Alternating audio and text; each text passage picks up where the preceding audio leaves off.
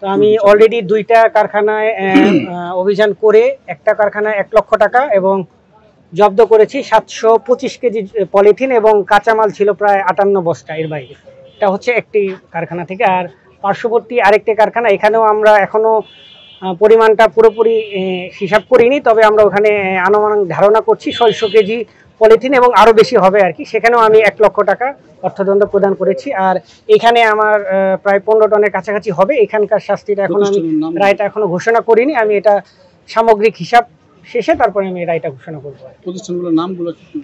প্রতিষ্ঠানগুলোর নামটা আপনার একটু নিতে হবে আর কি। ওই একটা তো হচ্ছে নামহীন ছিল, যেটা ওই পাশে যেটা ছিলাম প্রথমটা কোনো নাম ছিল না, এটা তো আলমদিনা আছে আব্বাসিয়া। আর এর মাঝে আরেকটা কারখানা ছিল যেটাতে আসলে বৈধভাবে হচ্ছিল, কিন্তু পরিবেশগত ছাড়পত্র না থাকায় ওইটা আমরা আপাতত বন্ধ রাখার জন্য নির্দেশ দিয়েছি। টোটাল কয়টা কারখানা অভিযান? টোটাল আমরা 4টা কারখানা, এটা দিয়ে 4টা কারখানা আমাদের অভিযান চলমান এখনো চলমান। আর আমরা শাস্তি ঘোষণা করেছি 2টাতে।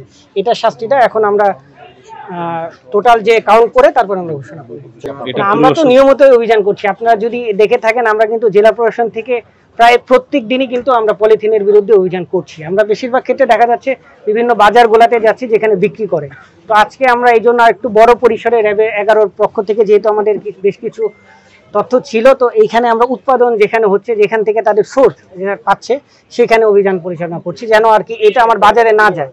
ঠিক আছে, আমরা আগে এটা বন্ধ করে দিতে চাচ্ছি। এই জন্য র্যাব 11-কে বিশেষভাবে কৃতজ্ঞতা জানাচ্ছি, তারা আসলে আমাদেরকে অনেক সহযোগিতা করছে।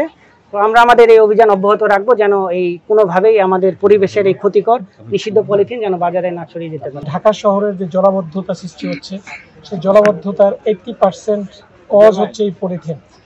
এছাড়াও আমাদের যে জমির উর্বরতা বলেন, আমাদের খাদ্যে আমরা যদি এই পলিথিনে করে গরম খাবার যদিও নেই, সেখানেও একটা বিষাক্ত হচ্ছে। তারপরে এই পলিথিন যে বিভিন্ন জায়গায় যে ফেলে রাখা হয় এবং সেটা পোড়ানোর ফলে যে বিষাক্ত গ্যাস তৈরি হয়, সেটাও কিন্তু আমাদের স্বাস্থ্যের জন্য ক্ষতিকর। এ সকল কথা বিবেচনা করেই আমাদের বর্তমান পরিবেশ উপদেষ্টা তিনি এটার বিরুদ্ধে খুবই সোচ্চার ছিলেন।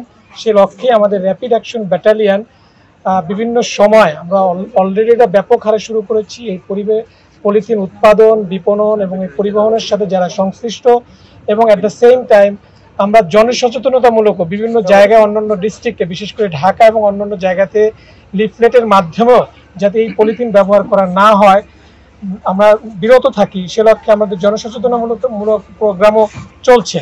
সে লক্ষ্যেই আমরা র্যাব 11 আমাদের যে দায়িত্বপূর্ণ এরিয়া, সেখানেও আমরা বিভিন্ন জায়গায়, আমাদের 7টি ডিস্ট্রিক্ট আছে আমাদের র্যাব 11-এ, সেখানেও আমরা এই প্রচারণা এবং এই পলিথিনের বিরুদ্ধে যে অভিযান সেটা কার্যক্রম পরিচালনা করে আসছি।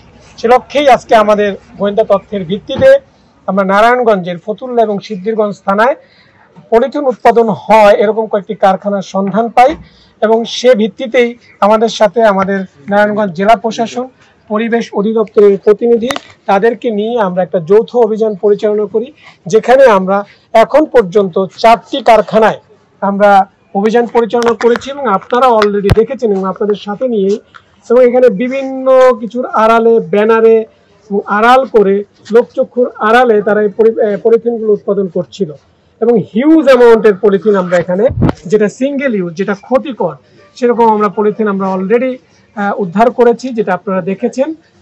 সো এটার বিরুদ্ধে পরবর্তীতে আমাদের এখানে জেলা ম্যাজিস্ট্রেটের প্রতিনিধি রয়েছেন, এখানে পরিবেশ অধিদপ্তর রয়েছে, এবং তারা পরবর্তী পদক্ষেপ দেবেন। আমাদের এই অভিযানটা চলমান।